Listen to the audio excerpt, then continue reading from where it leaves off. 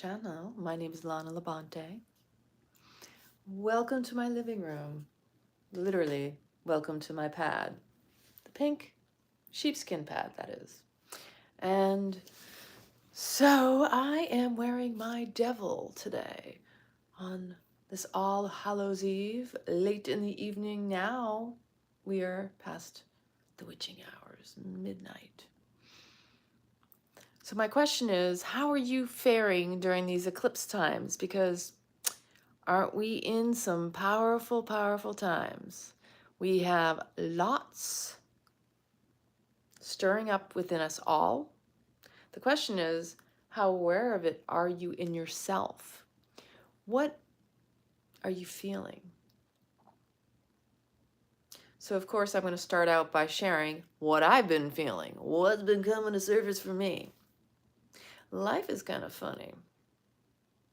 Just when you thought you cracked the surface, you thought you got to the nitty-gritty, there's more layers to unravel, to peel away, to reveal. You know, you got to peel to reveal, to get to your essence. And as they say, the diamond has to be under pressure as coal before it appears as its brilliant, gorgeous, inspiring self. Same thing with humans. Just like the butterfly has to build the strength to emerge out of its own cocoon. And we have all been feeling the ooey gooeys over these years, and sometimes it feels even more intense, especially during eclipse seasons. So, we had an eclipse a week ago. We're getting ready to have another one next week. Last week we had the eclipse lunar. It was a new moon. Next week we're gonna have a full moon. Oh no, last week was the solar and this week will be the lunar. So what has been coming to surface? Where have you been feeling your itchy bitchiness? Because for about a week leading up to last week's eclipse, I was in my observer mode, witnessing this creature that wasn't my normal self. It does not align with who I know myself to be. Like, there is some stuff lurking in the shadows. Now, I want you to understand, meditation is single-minded focus to reveal the unconscious, subconscious, and sometimes even if it's conscious, you got to see it. Like, you can know it's there, but how much are you confronting it? So sometimes it's not you. Sometimes it's the infiltration. It is, you know, the collective consciousness. We are all intuitive beings. We are all highly sensitive beings. It's whether or not you are tapped into your five senses and heightened your awareness and intuition through those senses. Because as you take in data, the more tuned in and turned on you are to your extrasensory five senses, like what you take in through your eyes, your nose, your mouth, your ears, and what you touch, can be spooky. But that's how you take in data. That is how you are programmed in this human flesh suit. So the more present you are to the gift of the now, you take in the breath. That's one way you take in through your senses, through your nose, through your mouth, even, and that's the thing about the breath, is if you watch my videos, breath doesn't just come in through the nose. It is absorbed into your skin, which is your largest living, breathing organ. You take in the breath energetically through your pores. Just like if you've ever done cryotherapy or cold showers, it's also known as Ishnan. It's like it brings the oxygen to the surface so it can take, it brings the blood to the surface so you can take in more oxygen. So you take in the breath because you're present to the now. And it slows you down and it keeps you in the now. The more you stay present with the gift of your breath, the spirit within, inspire, take it in, the more you become aware of the thoughts and what is going on behind the scenes. Because when we slow down, we become aware of all this mind chatter. And sometimes that mind chatter isn't even yours. You are not your thoughts. The fact that you can observe them and witness them shows that they are not here, that they are somewhere lingering around. And because our hair is like an antenna, we pick up energy, frequency, frequent keys. And we are programmed in ways we are totally unaware. So again, if you're not tapped in and tuned into, turned on to your own senses, your 5 senses, you may be subliminally or unconsciously being programmed because it's frequencies, right? Electromagnetic fields, devices, vices. It is listening to the radio at a low hum. It is even the fans. It is light codes. Because what you don't see to the human eye doesn't mean it isn't there. Sometimes you smell things and it triggers memories. And so that reinforces programming in you too. There's so many different ways you can look at it. And if you're not really tuned into it, you're not going to notice it. Which is why we slow down. Which is why we become present. Because if you're not present and you're not aware of your conscious or unconscious programming, that's what's running the show. And it's either becoming the master of your life and the master of your mind, or it is being enslaved to it. And you do yourself a service, but you do the whole world and the collective consciousness an even bigger service when you work on you, when you are true to you, when you follow your heart, when you listen to the whispers of your soul, instead of playing small and backing off and just, doing as you're told. If you try to play it safe, that will be when you are the least safe. Because the more small you become, the easier it is to squash you. The smaller you are, the easier it is to silence you, the easier it is to negate you, dismiss you, act like you're not there. Senses, censorship. Think about these words, like really pay attention to the languaging. Sense, senses, censor is to cancel out what is natural to you, your human being, not doing, because it is part of your beingness.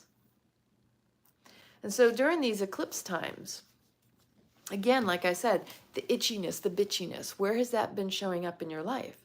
Have you noticed the mind chatter? I'm guaranteeing it's much more excessive than normal, because when I look around and before I walk out the door, I can feel the rumblings, the risings up of old patterns, cycles that have been coming to a close, to an end. Because that's what this is all about. We are closing the door on the old. The old no longer exists. If you are somebody who has been holding on like for dear life, like I can't let this go. No, don't take this from me. Setting your limitations and defending them too. Those cycles will be the cause of your struggles if you are unwilling to release them and let them go. And I can liken them to the period of the end of 2007 and the beginning of 2008. Astrologically, I've heard that these are similar aspects. And I remember during that time, I was holding out and not making choices that I needed for my own health and sanity. I was accepting toxic environments and people and behaviors. I was physically ill, yet I wasn't taking care of me, because at that time I was in survival mode, and I was very well aware that I was pushing through the pain when it was intolerable and I didn't need to tolerate it. And sometimes we do that because we're programmed to think we gotta push through, we gotta be loyal, we gotta do what we're supposed to do, right? We're supposed to follow certain behaviors. Like, that's the way it is, that's the way it's supposed to be. You're supposed to work hard. You have to earn your keep. Or in my case, because I was single, I had to work. I had to work to live, but I was living to work at that time in my life, which is so ironic because that was the thing that Italy taught me the most. The difference between working to live and living to work. And it's really easy to get distracted when you're in survival mode because it keeps you away from your heart's calling. When you are in survival mode, you're dismissing your heart. You're breaking your own heart. Survival mode makes you ignore what is true for you. It is taking the path of least resistance, but causing the most resistance, the most struggle, the most strife. It may be easy on one level because it's familiar, because it doesn't require effort. But we don't grow inside our comfort zones. And if it's toxic, because that's familiar, that doesn't make it better. It makes it worse. And it's very easy to say, well, I don't want this. I don't want to feel bad. But if you're holding on to the not wanting something, you're actually just perpetuating it and carrying it forward as if it never went away.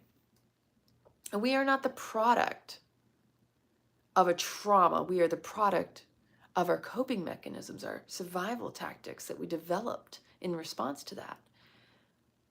So whatever it is that's stirring up within you, it's typically something you have to face, you have to confront and recognize, wow, I don't want to let go of those patterns. I don't want to let go of something that's comfortable, even though it's unhealthy for me, because that's part of the life transition to death.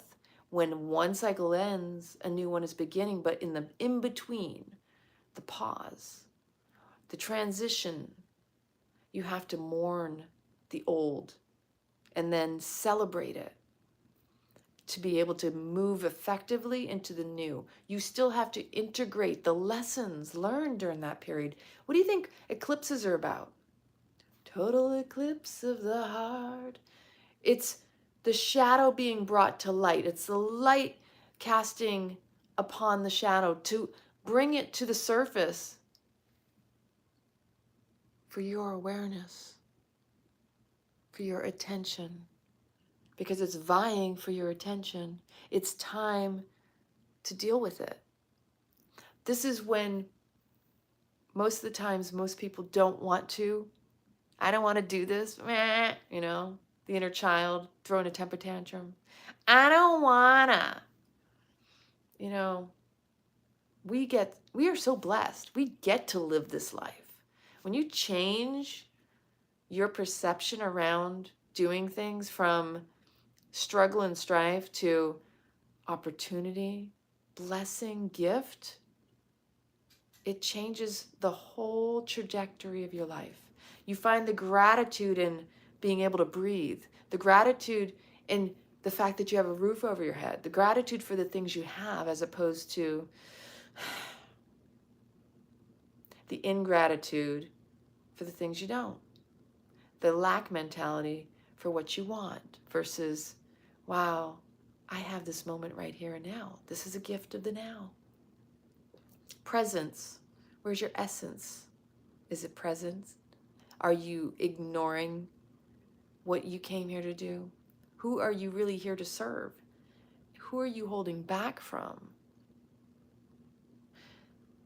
So for myself, as I have been revealing and sharing over these months my own processes, going through surgery, revealing my heart, taking the armor off, becoming tender, becoming more vulnerable, being more, this is my heart. Please be gentle and please honor my heart. If I share with you how I feel and that triggers you, that's not my responsibility. That's yours to confront the trigger, not me.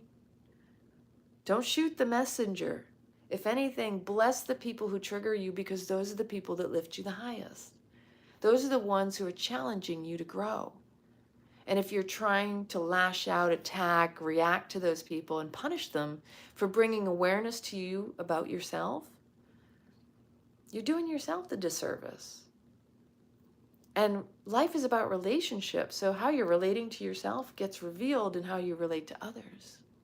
So if somebody like myself is to come up to you and I just am who I am, and if I reflect something back to you that you like or dislike, it's not really me, it's the mirror of me that's reflecting you. Sit with it. Really be exposed to it. Like, allow it to rub you and really unravel where that originates, because it didn't originate with me. I just brought it to surface for you because it was always there. It was just that you hadn't seen it. It hadn't maybe been fully revealed to you. Maybe you've been suppressing it so much you didn't realize how you were expressing it in your life. And so when I reveal, or someone reveals to you, a trigger, a wound, a soft spot, a sore part of yourself, that inner child that you've been neglecting, don't shoot the messenger. Don't try to punish and lash out at them or myself.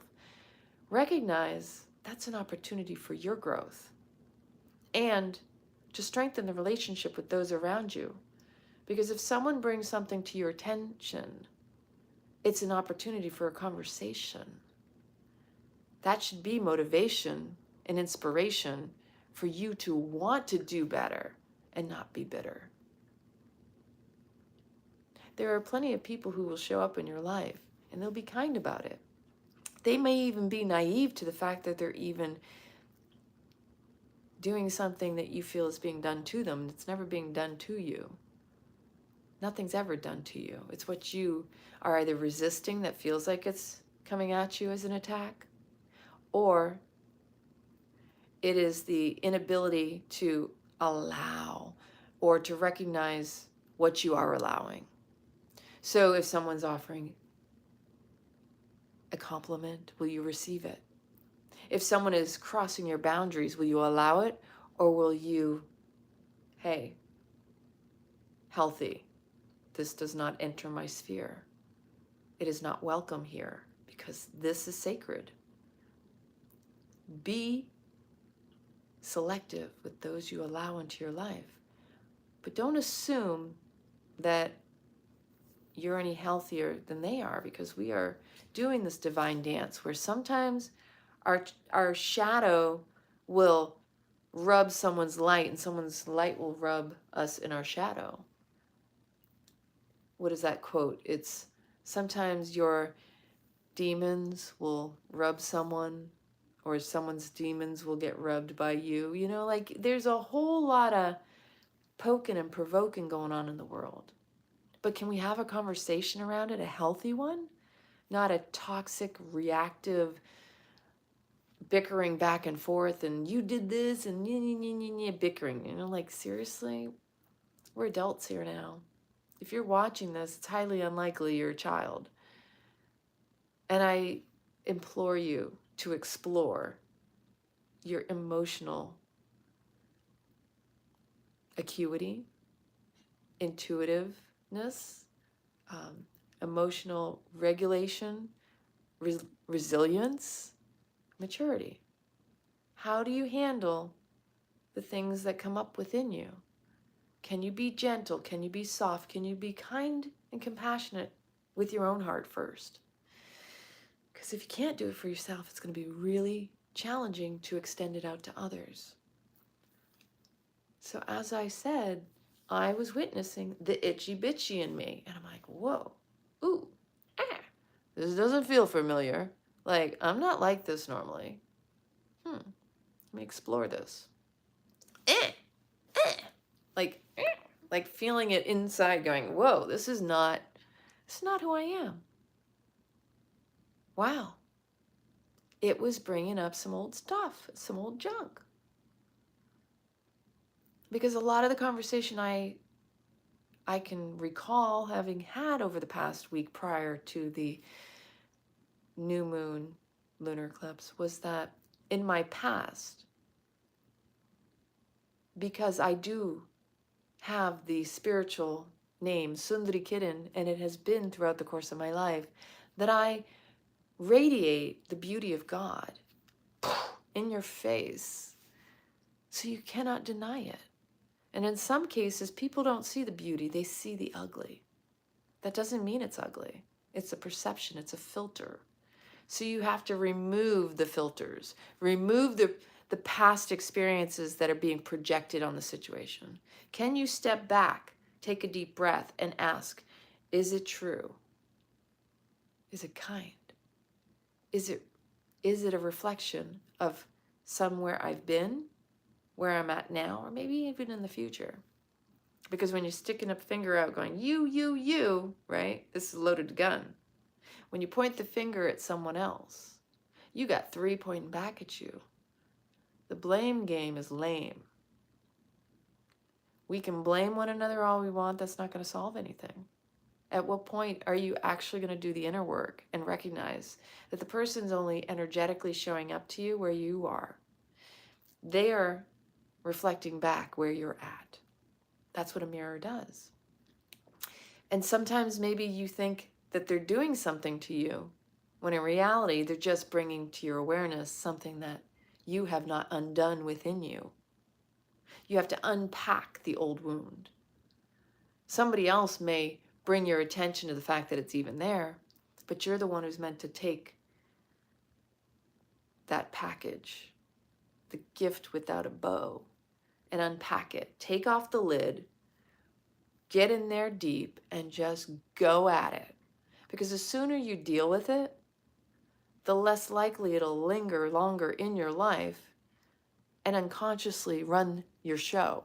Because that unconscious, that stuff we suppress is what gets expressed. That is exactly what unconscious programming does, is it enslaves you and masters you through the mind, because the mind is there to protect you. It is there to keep you small. It is not there to keep you happy. It's like, oh, wait, this feels like an old situation is going to reappear, when in reality, there is no repeat. Familiar, yeah. Energetically, same storyline, different characters, but that's until you change the patterns. You end the generational curses and the legacies, because all it does is take one choice. This stuff's with me. So when you notice the mind chatter, can you be present with it? The most common thing I hear is, I can't meditate, my mind is too busy. Yeah, mine too. If you only knew. I'm like, really? Are we going there? That is my mind. And my mind is very clever and curious. Like, it's going 24/7, and then it sounds like it's on, it's got a dual, show going on. And when it's got a little thing going on over here and a little thing going on there. Let me know in the comments if you got the same thing going on. Do you have an overactive mind? It is just part of the human experience, because guess what? We live in a world of polarity, of duality. For every right, there's a wrong. For every evil, there is a devil. For every devil, there's an angel. For every good, there's a bad. You're going to see it. Because when there's imbalance, that's when it shows itself. It's when it rears its ugly head or its beautiful head. You only notice it when it's out of balance. The duality doesn't exist when things are whole and in perfect harmony, when they are complete of two halves of the whole. But you can't deny one or the other, because they need each other. You need your devil You need your angel. You need your dark and your light. That's why shadow work, doing the work before it was ever called shadow work, is so important. Because you need to reveal to yourself. Nobody else needs to see it, but if you don't reveal it to yourself, you're just showing it to the world. Because as I said, your shit shows. And we are a bunch of monkeys in human flesh suits running around, flinging our shit at each other, thinking that that somehow is going to fix our past, that we won't let go of the story around, this happened to me when I was a kid. Listen, we all got shit. But that shit doesn't need to run the show. And at a certain point, and I did a video on this, there's a certain point when you get sick of your own shit. And you're like, I'm done with it. You get to a certain age and you're like, listen, I don't have time for this stuff. I don't have time to waste anymore. Not that it's ever wasted, because it really isn't. But don't waste your breath is a perfect terminology to say where attention goes, energy flows. And every time you take an inhale and an exhale, that when you're conscious of it, when you're present to it, you are present to the now. But you waste it when you're not conscious and present with it because your mind wanders. When your mind is not focused on the breath, your mind is left to go on a crazy rant on the hamster wheel. A lot of times, you ever notice when your mind's on the hamster wheel, just like a hamster that's not breathing, you get out of breath. You stop breathing because, again, the triggers come up because the mind starts going and you're shallow breathing, you're barely breathing, you're holding your breath, you're not consciously aware of it, which is why I say this is one of the things that I teach. If you can master your breath and be present in the now, you'll be present to the thoughts that go on in the mind. And when you become present to the thoughts in the mind, then you can confront them. And that's how you start to master your mind. And as you master your mind, you master your domain, you master your life. But you have to be cognizant of the thoughts. It doesn't matter if you sit in meditation. It doesn't matter if you take a walk. Whatever you do with single-minded focus, you may be cleaning in your house and have epiphanies left and right. Just being present, inhaling and exhaling. Noticing how the breath enters your nostrils and feeling it as it enters into your body. Deep expansion. Like that breath is your life force. With gratitude every time you take it in and every time you let it go. You are cleansing. You are clearing. It's another chance at life to breathe in rich sensitivity. 5 senses. Don't censor yourself by holding your breath or holding back, because we are here for rich, vibrant, amazing experiences. That's what this life is about.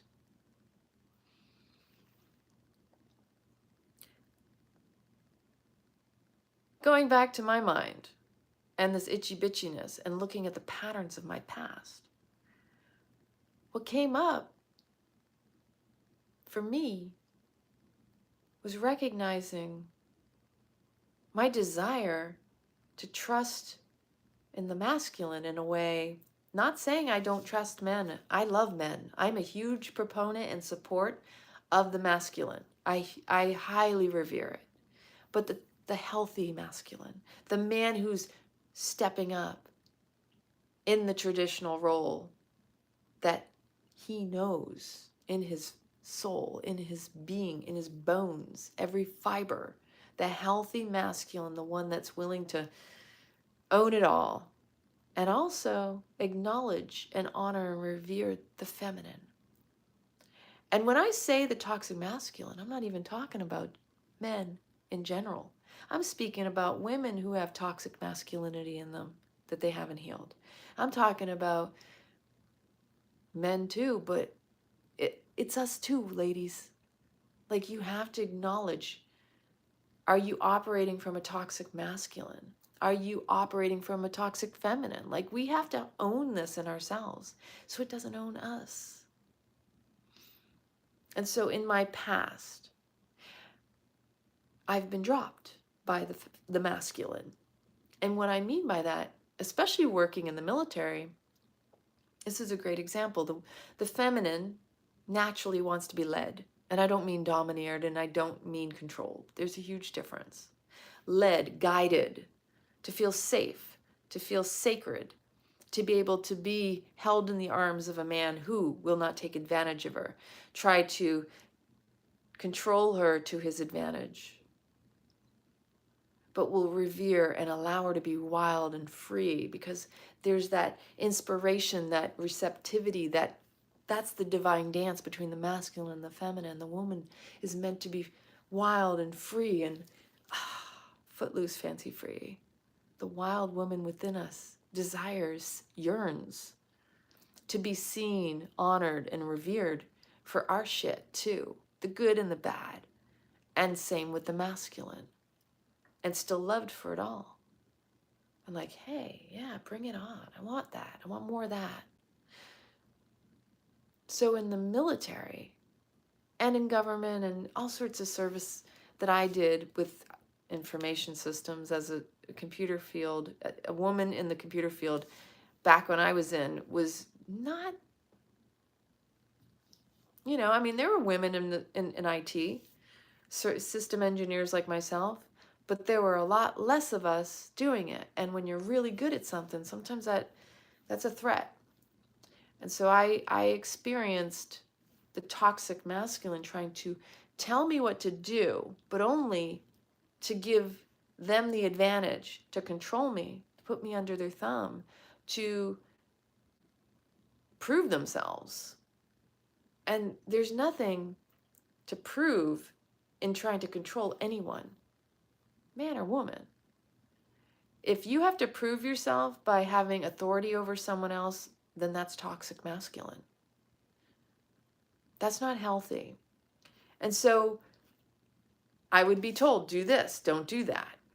And then have it flipped on me because I was doing that out of my own leadership, natural ability to seek to do something, to contribute, to be part of a team, and have it flipped on me and told, don't do what you're doing, do this over here.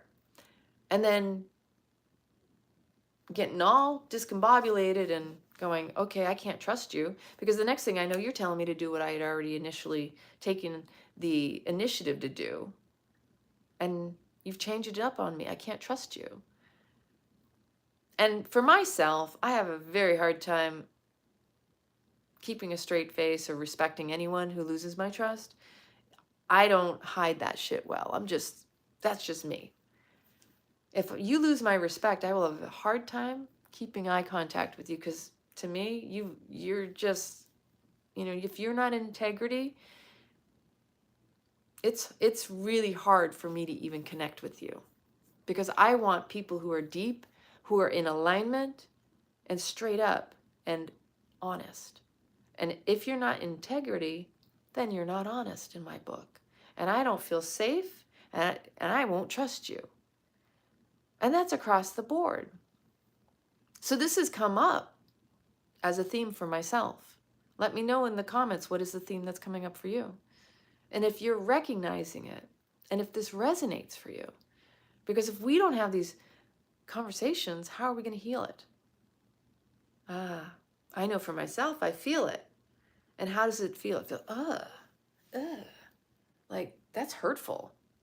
You know, being judged in a way that I'm being told how I should behave. I'm sorry, I don't know anybody who wants to be told how to behave or how they should be, because essentially that's an inequality.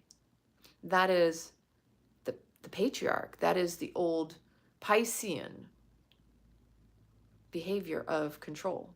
That is you have to behave a certain way in order to gain love, and so you have to prove yourself to me. So be careful and attentive to your words and the way you treat others, and also pay attention to how you're allowing others to treat you. If you feel the need to control someone, where in your life do you not have control? Because when we seek to control our externals, it's because we're not able to emotionally regulate and control our internals. That's a very humbling check-in with ourselves that we need to all be doing. That's the shadow work. Again, if you're not doing your shadow work, if you're not healing that stuff, your shit will show. And you may not think so, but everyone around you will see it. And you can try to be blind to it, and you can try to suppress it, but there you go and express it. So how you treat others is a reflection of how you're treating yourself. Have compassion. Start with self. Acknowledge what's stirring up within you.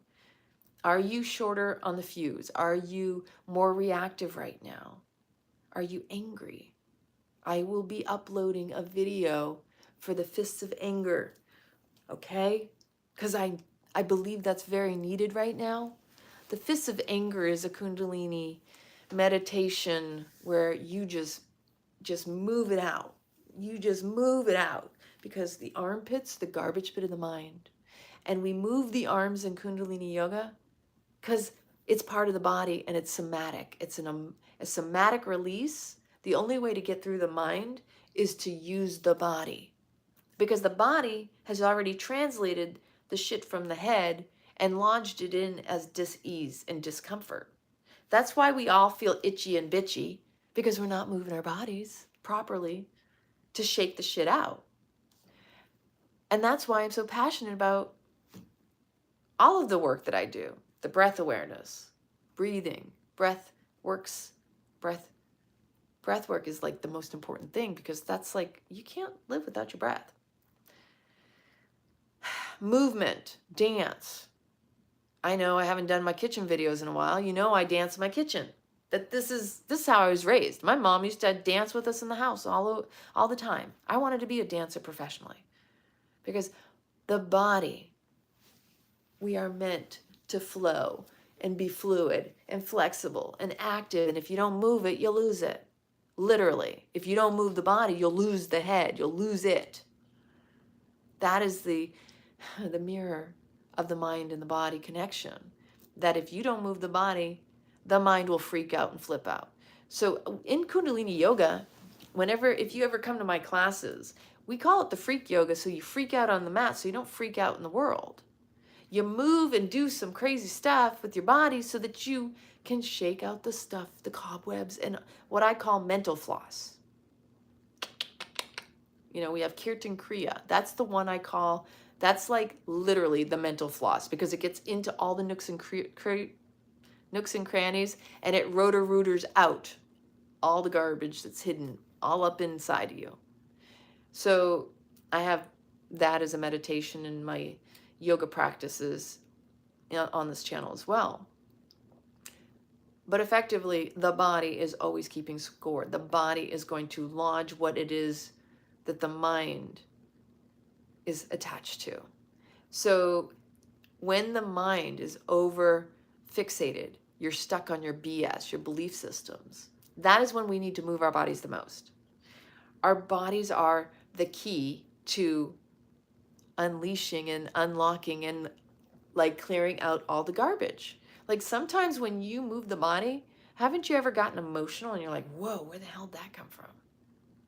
Or like you have certain songs on, or like there's certain parts of the body that store emotions, like in the hips, in their hip creases, when we pump the lymphatic area, that like gets into the junk. Same thing with the arms, you know? Anytime you lift your hands and your arms over your head, what's the first thing your mind starts thinking? Oh my God, I'm gonna die. How much longer? Oh my God, my shoulders, my this, my that. It starts trying to create distractions so it doesn't want to do the work. It'll create anything to get out of it.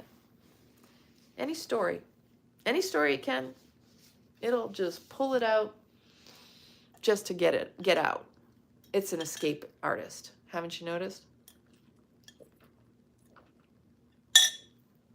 The mind is clever, like I said, and it will play those escape artist games all it can to get out of doing things that you are perfectly capable of doing.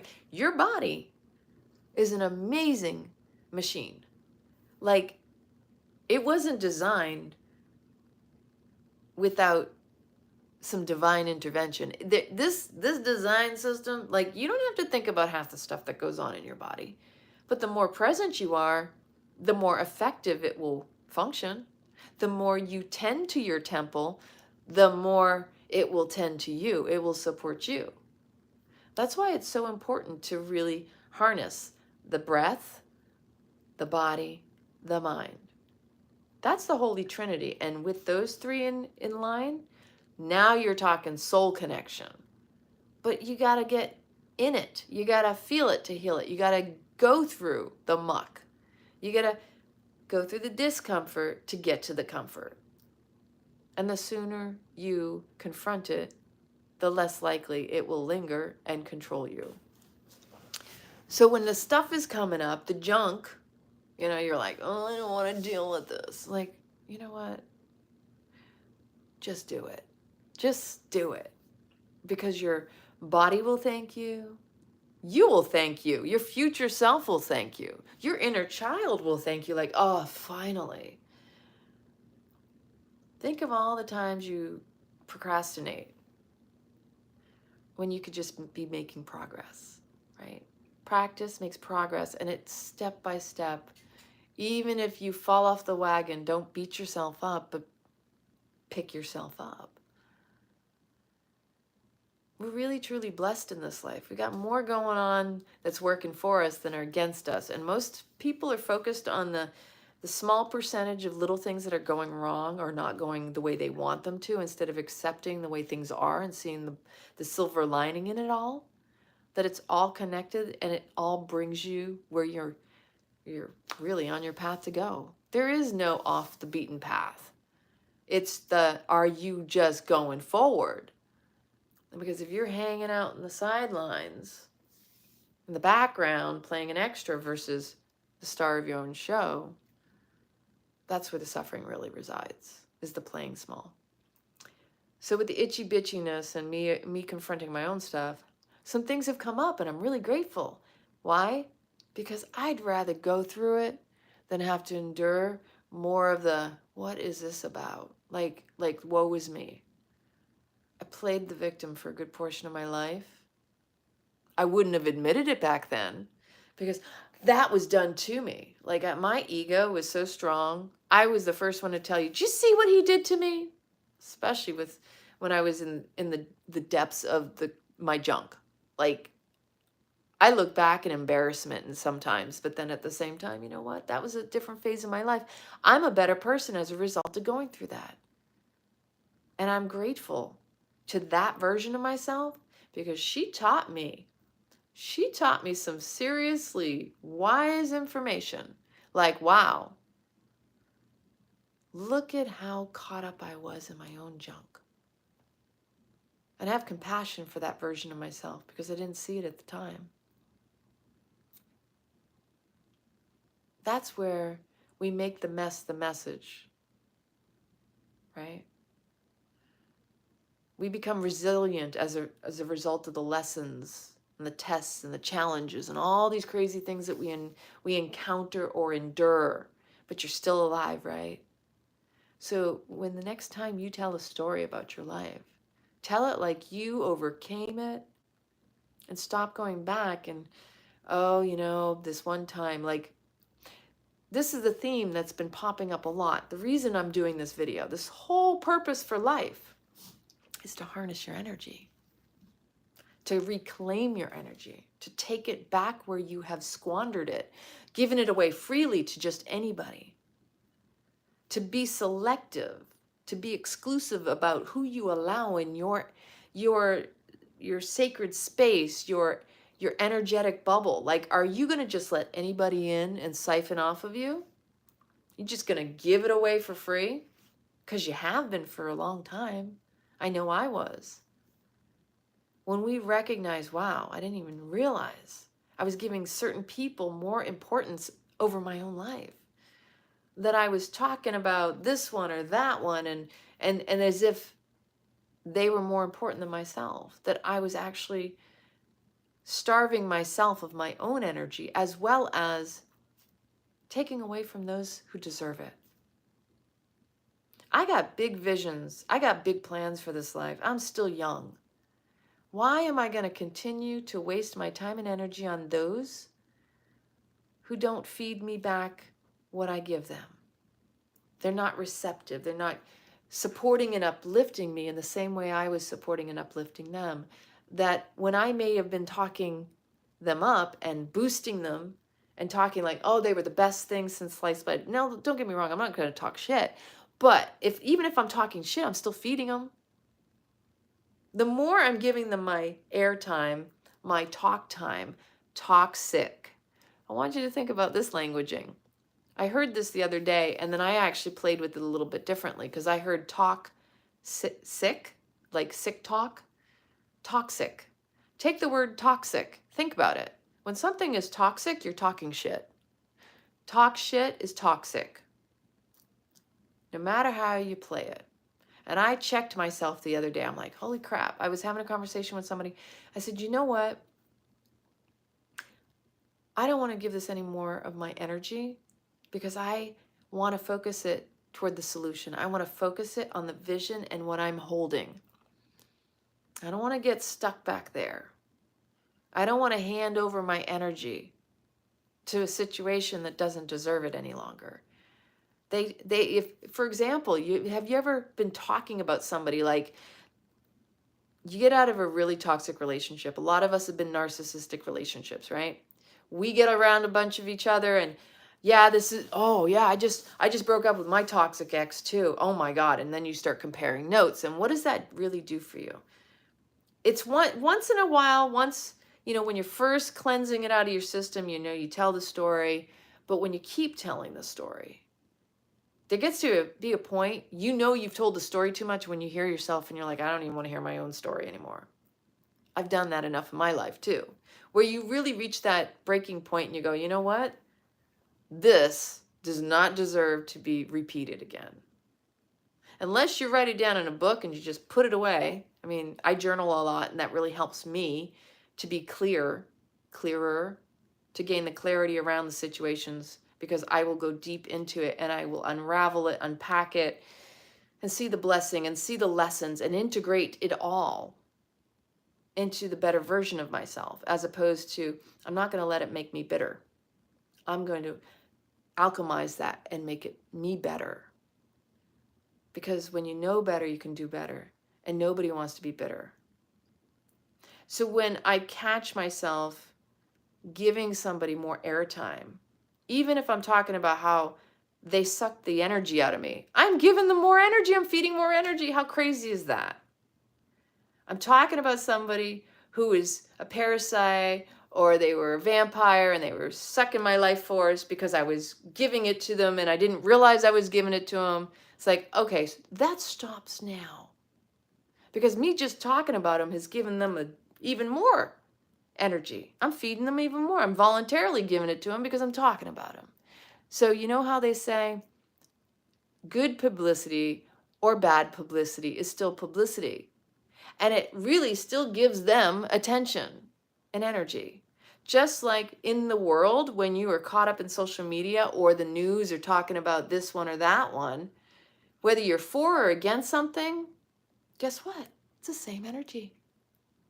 You're feeding even if you're fighting. You're feeding even if you're complying. I've talked about this in previous videos. The trap is choosing this or that. Wow. Isn't that an eye-opener? That's why the masters, the teachers, the gurus, 𝐔𝐿, we're always talking about walking the middle path in neutrality. Because it's not choosing this or that. It's hands off, baby. I see you, Satan. And it's the duality. It's the polarity. And when you choose one side or the other, you are essentially part of the problem. I know somebody out there is going to probably say, but. Go ahead, tell me in the comments, whatever it is you want to say. There's a but for everything. Are you fighting for your limitations? Are you fighting for your infinite life possibilities? Because you always have that choice. And if you're choosing this or that, that's the trap, because it's harnessing your energy. And most of the things we're choosing to talk about or even side with have no real relevance in our lives. I know you could probably find an argument for that one. Check yourself and ask yourself why you'd be looking for an argument at something like that. But it's very general, I know. But essentially, if life is serving up, hey, you want to choose this or that, can you look at a certain point where you just say, I'm just going to go live my life over here, and I'm going to allow myself to be guided in flow, because there's a way to live, to be called to do something. And it's not recognizing a this or that choice. It's actually just doing and being. When you are in your human being and answering the call of your soul, there's such a flow. There is no denying one thing or the other. It's just allowing.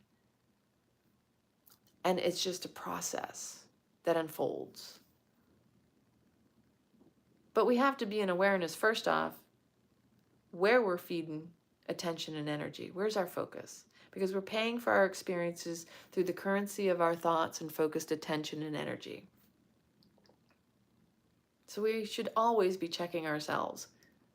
Where is my thoughts right now? What am I thinking about?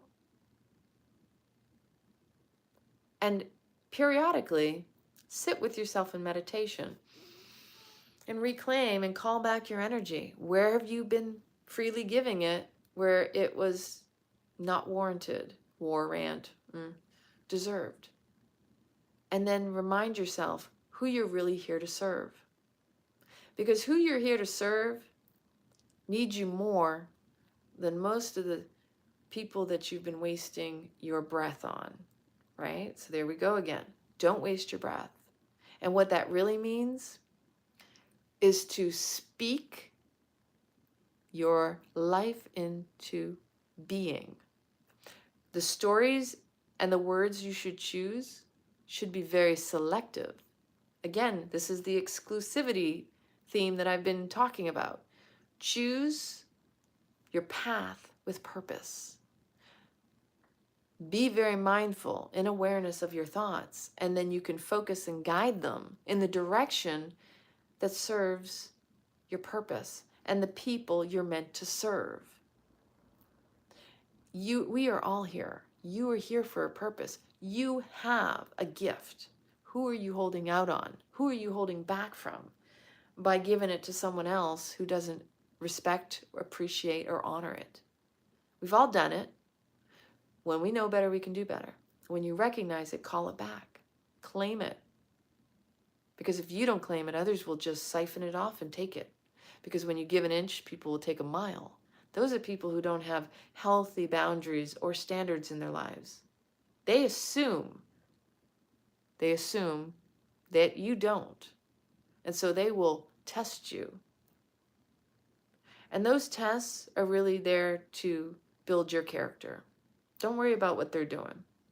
Because in most cases, because they don't have healthy boundaries and they don't know what those are anyway, they have no idea how to treat you other than how they allow themselves to be treated. So if someone extends your boundaries, it's just showing that they don't have any for themselves. And when you start, especially with people that you've known for a while, and you start calling it and establishing boundaries, you're going to be met with resistance. But if you notice it in the beginnings of relationships, then you establish something, and then that makes it a lot easier to know where you stand with new people as well as the old. Because those people that will fight with you over it, listen, there is no fight necessary. Not everybody deserves access to you, especially your energy. So be selective with that. Don't allow people to just have access to you.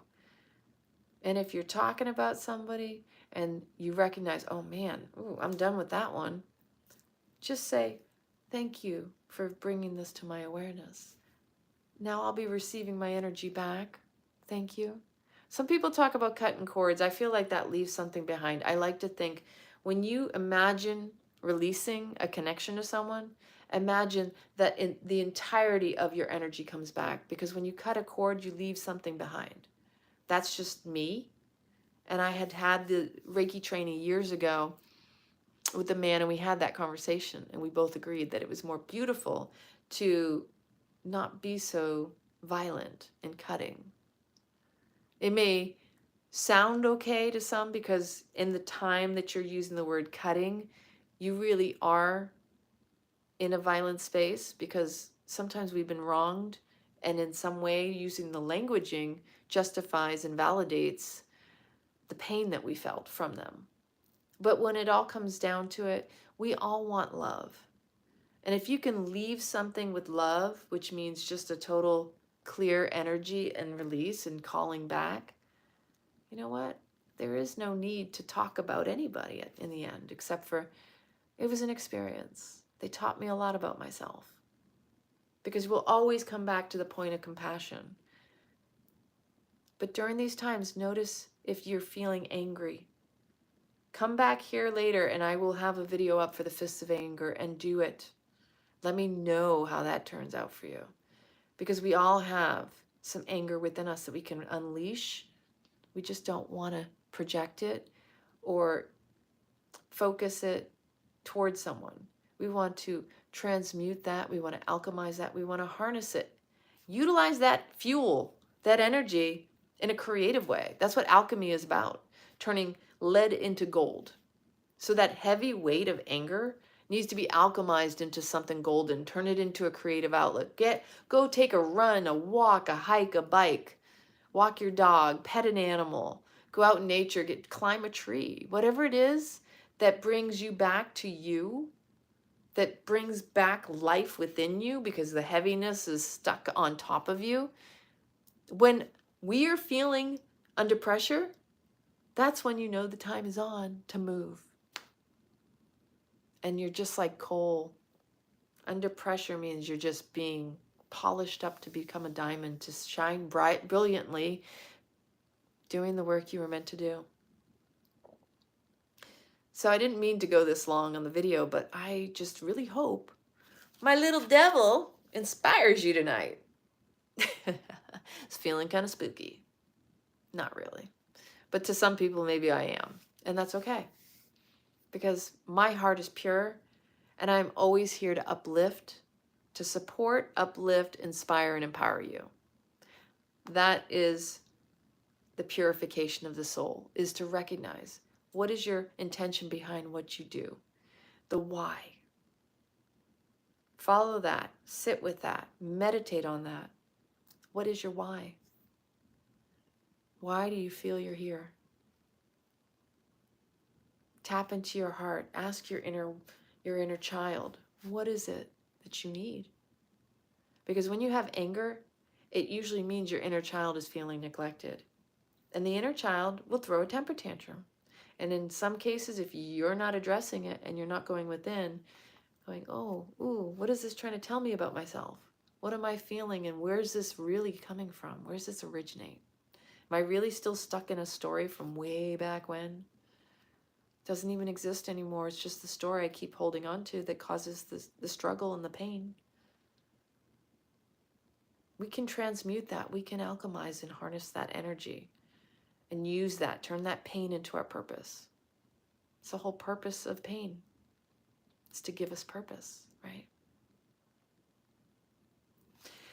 So again, just be mindful as best you can. Bring it back to the breath, because that is your gift. And I truly, truly want to see each and every one of you so happy in your lives. Yeah, we're going to have ups and downs. That's the beauty. Because for the happiness, we have to have the pain. You know, the deeper you go in for the pleasure, the more pain you're going to feel. It's the roller coaster, the wave. It's the divine cosmic dance of life. And we are so blessed to be here. Whatever happens, it's a gift. And we get to dance with it. So if anger surfaces, thank it. Because if you didn't care, you wouldn't get angry. Just remember that. But what are you really angry about? Because there are different forms of anger, and you have to go below the surface of the anger. The person didn't cut you off and upset you today. That wasn't where that started. Did you wake up in a bad mood and turn it into an entire day? Because sometimes we can just go back to, well, I didn't sleep well. And instead of catching yourself in that moment, which is why meditation first thing in the morning is so important, because that sets the tone for the rest of the day. If you wake up in a bad mood, just in that awareness, look in the mirror and go, what's going on in there? How may I serve you? How are you feeling? Is all right? Is everything all right with your heart and soul? Like, mirror therapy is the best thing you could use because you can't escape your own face. And it may seem absurd at first. Maybe you have trouble looking yourself in the eye. But when you do that, it's you being accountable to you. And that's where the absurdity usually lies, is the laughter of, oh, yeah, I see you. Yeah, I know your shit. Yeah, I see you in there. Okay, we started out on a bad foot. Let's shift this shit because we don't deserve to be angry just because. We can come up with all sorts of justifications. That doesn't make it right. That's not a solution. That's like a lead weight on your foot and you're being thrown into the ocean. Come out of that one. So I hope you enjoyed this video. If you enjoyed it, like, click the subscribe, click the notification bell. Please be kind and subscribe. And share this with someone that you maybe feel could really use some love and compassion, especially with these energies, because again, anger shows you care. So what are you really angry about? It's not the surface level stuff. Be willing to dive deep and shine some light on that shit. Anger is a great tool to harness that fuel. So much love to you. Remember to breathe.